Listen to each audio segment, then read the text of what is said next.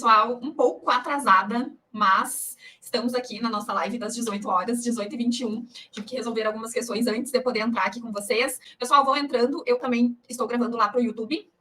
Então, às vezes eu vou olhar para cá, às vezes eu vou olhar para cá. Mas hoje nós vamos falar sobre algo que está super hypado aí, que foi essa última decisão do STF a respeito da descriminalização do uso da maconha. É isso mesmo. Nós, que somos operadores de direito, nós sabemos o quanto a nossa lei de drogas é deficitária, no sentido de que essa lei que está em vigor no Brasil, ela mais é, como alguns estudiosos e doutrinadores gostam de falar, né? Ela é uma máquina de moer pessoas pobres e negras, né? Porque é uma lei que é totalmente, que tem preceitos, como a própria ministra Carmen falou, que tem preceitos muito abertos, que dá muita margem de interpretação, tanto para as autoridades policiais quanto para as autoridades judiciais. Então, realmente, o que nós vimos aí, o quanto o nosso sistema carcerário está, assim, populado por pessoas pretas, pobres e periféricas, tá? Então, essa crítica já vem sendo posta aí no Brasil há muito tempo e realmente é algo que a gente precisa analisar com um pouco mais de profundidade. Esse quadro aqui, sempre das 18 horas, é quando nós tratamos sobre os crimes de grandes operações. E vocês sabem que as autoridades policiais no Brasil estão trazendo a lei de drogas junto com acusações de organização criminosa, lavagem de capitais. Então, esse quadro agora, que nós estamos trazendo para as 18 horas aqui, é para nós falarmos sobre como os advogados devem se preparar, mesmo aqueles advogados que estejam no início de carreira, que estejam começando do zero, se preparar para crimes de grandes operações, certo? Então, hoje nós vamos analisar, então, a decisão do recurso especial 635659, que teve essa grande decisão ontem, né, proferida pelo STF, e nós vamos analisar alguns pontos que são bem importantes e que certamente terão reflexo lá nas investigações dos crimes de drogas, tá? Então, o que nós vamos precisar, enquanto advogados, enquanto defesa técnica dos nossos clientes, quando eles estiverem sendo acusados de tráfico de drogas, como que essa decisão desse recurso especial vai impactar agora nos requisitos que nós precisamos prestar atenção quando nós formos tanto fazer as defesas na ação penal, quanto os requisitos que a gente tem que analisar nos autos de prisão em flagrante e nos inquéritos policiais, tá? Então, já também, claro que lá no YouTube, sempre as aulas no YouTube, nós temos as mentais, nós temos resumo das aulas e depois eu vou deixar também no link dos stories que é onde vocês colocam o melhor e-mail de vocês e recebem todos esses materiais de forma online e gratuita, tá, gente? Então, é um super resumão, assim, e que vai ajudar demais vocês a elaborarem as defesas na prática. Então, coloquem lá seus e-mails depois que terminar a live, que eu tenho... e se vocês não forem ficar todo o tempo aqui da live, o link para deixar o e-mail de vocês está lá na minha bio. Então, coloquem lá, deixem seus e-mails que a minha equipe manda esse material para vocês, tá bom? Combinado? Então, vamos lá. Olha só, gente, eu fiz algumas interpretações dessa decisão de uma forma resumida, que eu gosto que a nossa aula aí tenha essa duração de até 40 minutos, mas para a gente analisar qual é o efeito dessa decisão do STF agora, nesse artigo 28 da Lei 11.343 de 2006. O artigo 28 diz assim, ó, quem adquirir diz... mas a gente vai analisar com base no que teve a decisão do STF, tá? Mas a lei trouxe ele dessa forma. Artigo 28. Quem adquirir os verbos nucleares, olha só, quem adquirir, guardar, tiver em depósito, transportar ou trouxer consigo para consumo pessoal drogas sem autorização ou em desacordo com a determinação legal ou regulamentar, será submetido às seguintes penas. Inciso 1, advertência sobre os efeitos da droga. Inciso 2, prestação de serviço à comunidade. E inciso 3, medida educativa de comparecimento a programa ou curso educativo, tá? Então, o que aconteceu? Teve um caso prático em que, se eu não me engano, eu li rapidamente o Leiden Case, que é o que se chama, né, o caso paradigmático que deu ensejo a toda essa rediscussão da lei de drogas, especialmente o artigo 28.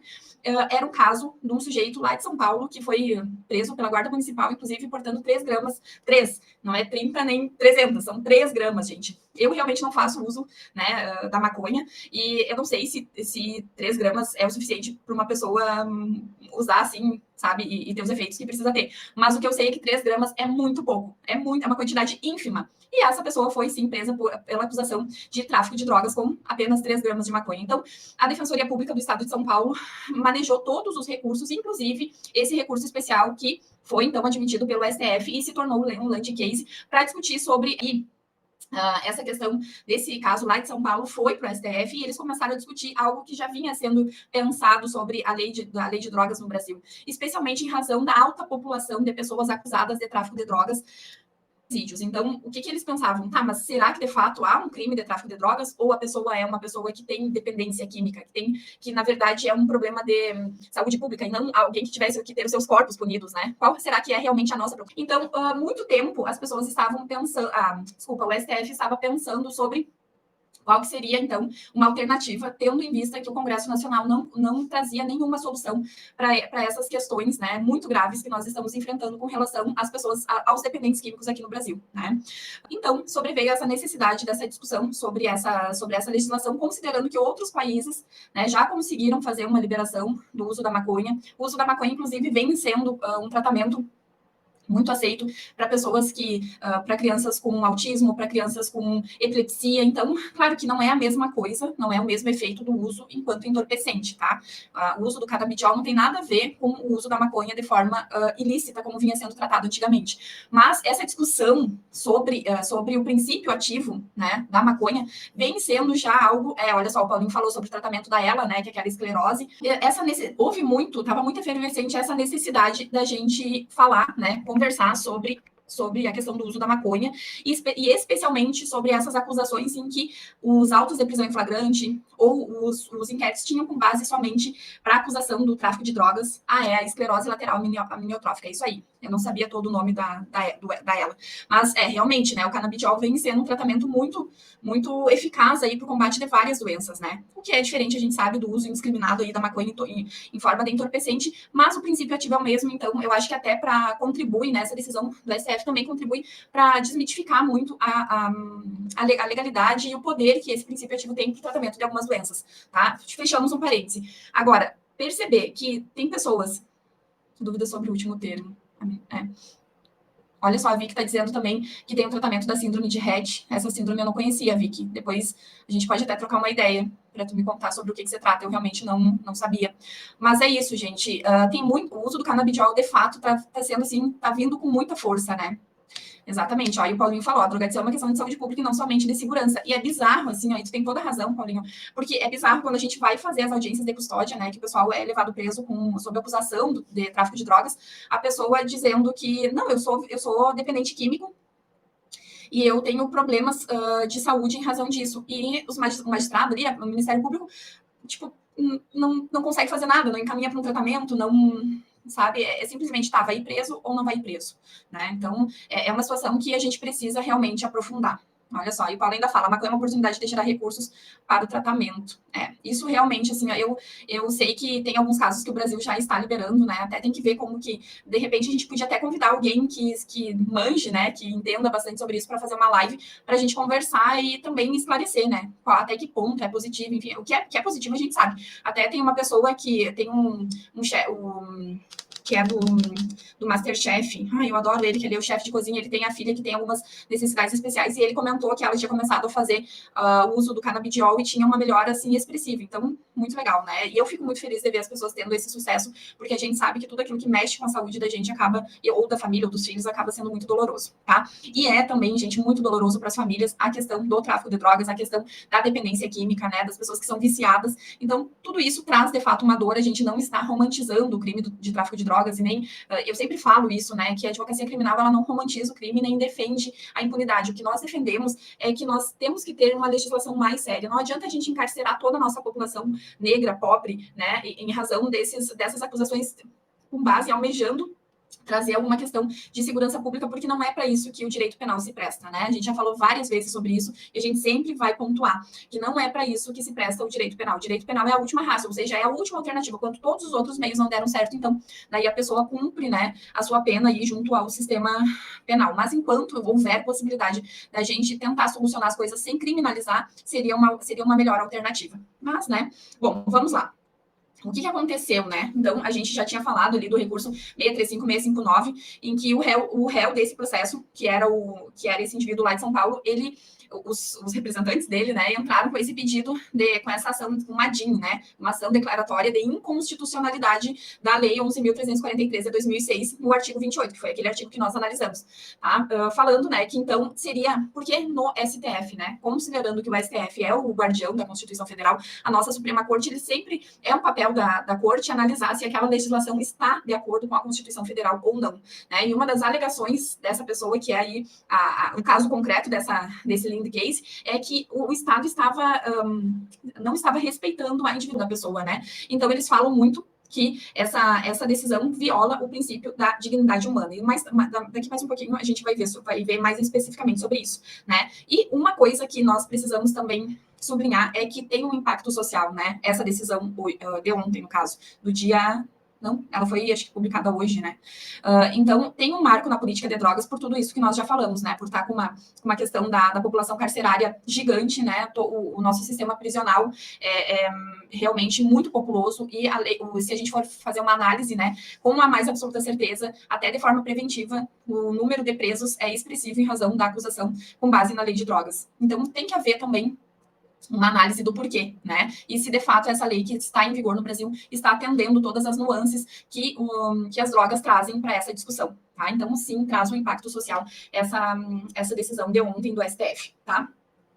E como eu estava falando, é o princípio da dignidade humana, que nós falamos, né? A descriminalização do uso da maconha, e foi baseada, né? O pedido na ADIM foi baseado com esse princípio da dignidade humana, protegendo a liberdade individual e o direito da privacidade. Mas o direito da privacidade, porque assim, ó, quando nós vamos pensar em criminalizar uma conduta, nós temos que perceber o quanto essa conduta que vai ser criminalizada está colocando em risco outros bens jurídicos, né? Olha só o que o Paulinho falou, é que existe uma mega indústria da segurança e da pena, inclusive na esfera pública. Acho que é uma das grandes fontes de resistência social ao avanço. O Congresso agora vai fazer força ideológica também, vai longe essa batalha. Com certeza, eu até estava falando nos stories, Paulinho, que a gente teve esse avanço, né, do STF olhar realmente a questão do tráfico e da própria dependência química como uma questão de saúde. Mas o que a gente sabe também é que iria vir com muita força essa ala conservadora do nosso Congresso Nacional. E eles já começaram a se movimentar, inclusive tem um PEC rodando sobre essa rediscussão da lei de drogas, e agora, certamente, eles estão nesse embate, né, e acusam o STF desse ativismo judicial, mas é o que a gente vê durante muitos anos aqui no Brasil. O Congresso Nacional, ele não gosta de enfrentar alguns temas que não são majoritários, em razão da perda de popularidade, porque tem pessoas que vão votar a favor da criminalização do uso da droga, pessoas que vão votar contra. E a própria bancada ali do STF, a gente já viu essa diferenciação, né? Inclusive, eu acho que o pessoal aí que vibrou pela nomeação do Dr. Zanin está um pouco decepcionado com ele, né? Mas, enfim, eu também não quero polarizar e nem politizar a discussão aqui. Nós estamos analisando efetivamente as questões jurídicas dessa decisão, como que isso vai refletir nas acusações de tráfico de drogas e quais requisitos nós, enquanto advogados, precisamos analisar, tanto nos autos de prisão em flagrante, quanto na ação penal, quando nós estivermos na defesa dos nossos clientes, tá? Então, gente, voltando aí para os fundamentos jurídicos, né? Quais são os fundamentos jurídicos dessa decisão, né? O que levou em consideração, o que o STF levou em consideração, quais foram os princípios constitucionais que estiveram em conflito, né? E o princípio que, pelo menos, esteve presente nesse recurso especial foi a questão da dignidade humana, né? Então, pedindo que se preservasse essa questão da individualidade e do direito à privacidade. Então, que a pessoa tem direito de usar droga, se ela não está oferecendo risco ou não está ofendendo nenhum bem jurídico protegido penalmente, o corpo é dela, né? Ela sabe o que faz, teoricamente, né? Há quem diga ainda que as pessoas que usam drogas não poderiam ser tratadas pelo Sistema Único e não poderiam ser tratadas pelo SUS em razão dessa decisão. Só que assim, gente, hoje a gente fala em drogas que são ilícitas, mas se a gente for pensar no álcool, por exemplo, ou no cigarro, então quer dizer que as pessoas que tivessem dependência de álcool e cigarro também não poderiam ser tratadas pelo Sistema Único de Saúde? Parece estranho isso, né? Bizarro no meu ponto de vista. Então, eu acho que a gente também não pode ser muito simplista nas nossas afirmações. A gente precisa entender e trazer em números também, né? Essas questões. Mas vamos lá. Então, dois princípios, né? Três, na verdade. O princípio da dignidade humana, que, na verdade, protege essa liberdade individual e o direito à privacidade, foram os princípios que foram colocados aí nessa discussão. E os direitos fundamentais, né? O STF considerou que a criminalização do porte de drogas para uso pessoal viola direitos fundamentais, violaria direitos fundamentais garantidos como considerou que a criminalização do porte de drogas violaria. Então, se eles mantivessem essa criminalização, eles estariam violando essa questão da liberdade e da individualidade dos indivíduos, tá? Então, eles entenderam dessa forma. O artigo 28, ele não foi declarado inconstitucional, tá, gente? Ele foi declarado constitucional porque eles até mantiveram ali aquela questão, nós não estamos incentivando o uso da maconha, tampouco dizendo que não é ilícito, mas ele deixou de estar na esfera penal e passou a ser um ilícito administrativo. Então, o que aconteceu, né? Lá, se vocês forem lembrar, isso a gente aprende lá em direito constitucional, né? Eu ainda fiz uma pós em direito público, gente, há muito tempo atrás. Mas o direito constitucional e os princípios constitucionais, eles orbitam com muita força na advocacia criminal, porque o processo penal inteiro, ele tem a forma como garantia e os próprios princípios também, né? Então, quando a gente quer preparar os nossos recursos para que eles subam para recurso especial e recurso extraordinário, né? Nós temos que fundamentar também algumas partes das decisões ou das nossas teses de defesa nos princípios constitucionais. Então, o direito constitucional, inclusive, isso que nós estamos vendo agora, né, essa análise da constitucionalidade conforme a Constituição é uma matéria eminentemente constitucional, mas que se aplica em matéria penal. Olha só que incrível, né? Então, a gente tem que perceber que o artigo 28, ele sim é constitucional, ele não foi declarado inconstitucional, até pelo entendimento que o uso de drogas, ele passa da esfera penal para a esfera administrativa, mas ele deixa de ser criminalizado. Daí vocês podem me dizer assim, Renata, mas a pena era tão branda, né? A pena, voltando lá no artigo 28, olha só, a pena aqui é advertência, prestação de serviço, medida educativa de comparecimento ao programa ou curso educativo. Ou seja, uma pena, assim, né, ínfima perto de outras penalidades que nós temos no sistema. Mas, aqui, a pessoa que era condenada pelo uso de droga, de maconha, perdia o que nós temos como muito importante no nosso sistema, que é a questão da primariedade, né? E toda vez que aquela pessoa passa numa blitz, ou tem que puxar alguma certidão para trabalhar, ou tem que mostrar os bons antecedentes em razão de algum concurso público, estaria lá aquela decisão, aquela condenação, uma sentença penal transitada em julgados, né, pesando contra uma pessoa. E daí a gente vai olhar sobre o que é, não, ela foi condenada pelo crime com base no artigo 28 do porte para uso pessoal de drogas, sabe? Tem um prejuízo enorme, e mais do que o prejuízo analisado de forma individual, nós precisamos entender que é sim uma invasão absurda do Estado na nossa esfera íntima. Então, isso sim tem uma relevância, sabe? E é por isso que foi levado até o STF esse recurso, que a gente sabe que muitas vezes a admissão de recursos extraordinários não é tão simples assim, né? Mas eles realmente tinham já que se manifestar a respeito também da quantidade das drogas, enfim, vários requisitos que nós estamos analisando aqui, tá? Olha só, então foi o que eu falei, né? Esse efeito da descriminalização, ele elimina as sanções. Ele elimina as sanções criminais para os usuários, ministros que foram contra. E também não consigo afirmar se é a mesma fundamentação do pessoal da ala conservadora, da bancada conservadora do Congresso Nacional. Mas eu até vou dar uma pesquisada, né? Até porque a gente precisa aí saber quais são os políticos que têm essa visão um pouco mais distorcida, né? Um pouco menos científica dessa questão. Na minha opinião, né, gente? Também não querendo politizar e respeitando ao máximo quem tiver uma decisão contrária, tá? Bom, olha só, aqui a gente já falou, né, que o efeito, as implicações dessa decisão é sim a questão da descriminalização, ou seja, o próprio ministro Barroso, ele falou com muita veemência, né, eles não estão liberando o uso da maconha em locais públicos, não é um uso legítimo, né, então tem que, com base no próprio princípio da liberdade individual e da privacidade, então fazer esse uso de forma mais privativa, mas de fato saiu da esfera criminal e passou para uma esfera administrativa, pelo menos por enquanto, né. E as possíveis limitações, né, na verdade, o que o STF falou? Ele já vinha falando sobre isso há algum tempo.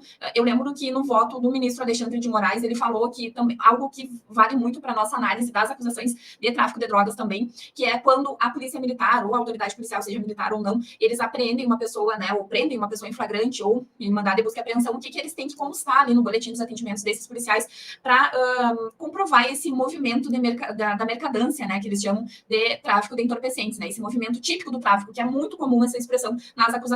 Então, o próprio Alexandre de Moraes, ele já tinha falado que era bem importante os policiais colocarem que existia apontamentos contábeis, balança de precisão ou outros instrumentos que são típicos e necessários para essa traficância, né? E agora, nessa decisão, ainda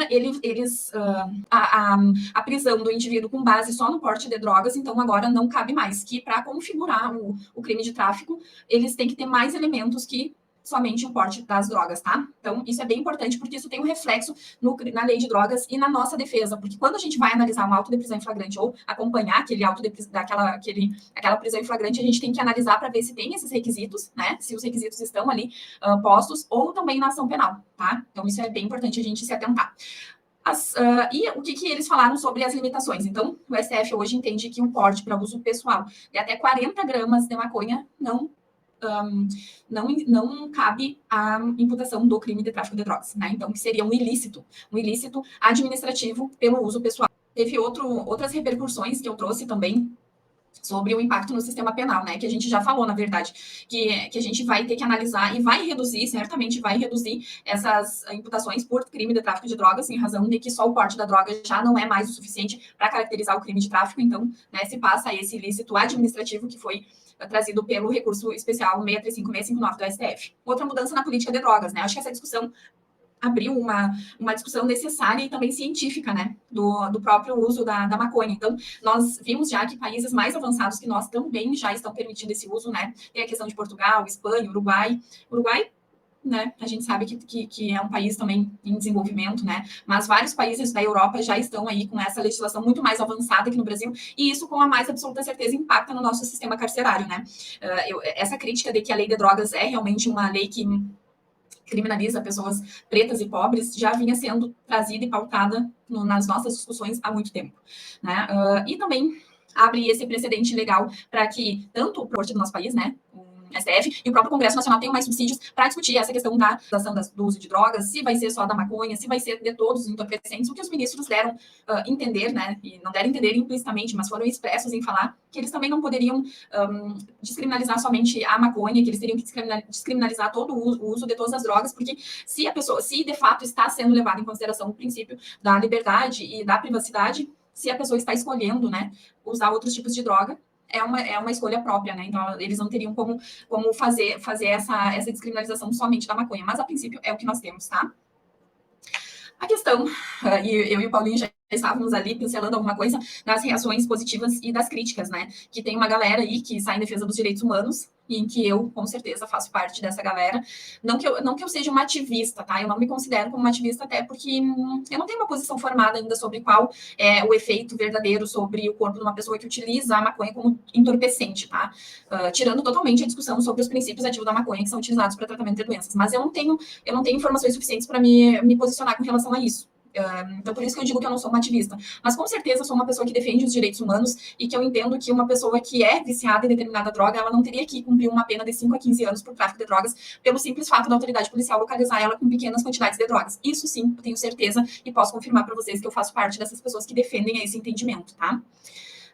Com relação às críticas, né, e é desses setores conservadores, como nós já estávamos falando, esperam que as prisões deem uma resposta para a segurança pública, e é o que nós já falamos, né, milhares e milhares de vezes, é que nós não podemos utilizar o processo penal, tampouco o direito penal, para dar essa resposta jurídica, né, para dar essa resposta para a população, para a sociedade, e em nome do...